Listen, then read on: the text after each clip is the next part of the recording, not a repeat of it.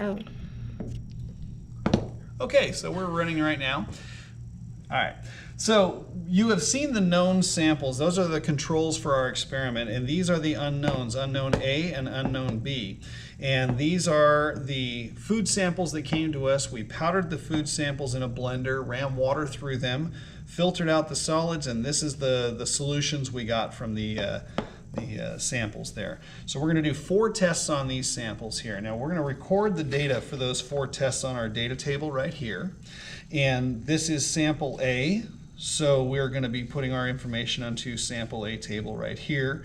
For each test, we want to know of a positive or a negative result. So we'll start with the test, the paper test for fats.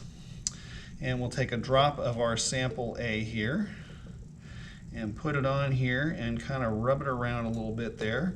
And we're going to set it aside to dry in a warm, dry place here. So we're going to set that aside to dry in a warm, dry place. Okay, that's the first test, the paper test. The next test we're going to do is the Benedict's test for monosaccharides. That's Benedict's solution. You see the blue color. We'll get a test tube out, and we will put in some of our solution here. Just enough to show. There it is. And the blue solution, put enough Benedict's in there to give it a blue color. So we'll put a little bit in there and give it a blue color like that. And again, this is testing for monosaccharides. It will be a color change from our bluish color to an orange or red. All right, so we'll put that into the hot water bath, and we will do the next test is the iodine test, and that will test for polysaccharides in the food.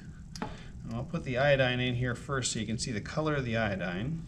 It has a nice brown amber color here.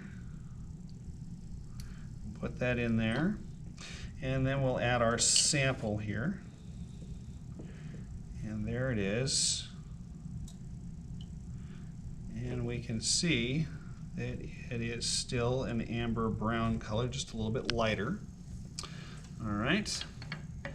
And finally, the Biuret's test for proteins. That's Biuret's solution. It's also blue, but a kind of a sky blue, light blue color. So we'll put our sample in here.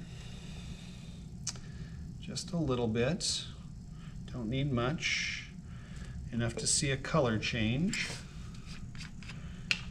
And we put our blue Biuret solution in there with a few drops of it. And that is the color it becomes right there. I'll give you a white background to see if it is still the blue color. There it is right there. And then once again, we're putting our data in the data table right here. And finally, we'll check on our paper to see what's happened with our sample here when it's dry. And our sample is dry, and you can see it is kind of made a translucent spot on the paper here for the fats test, lipids test. All right, there you go.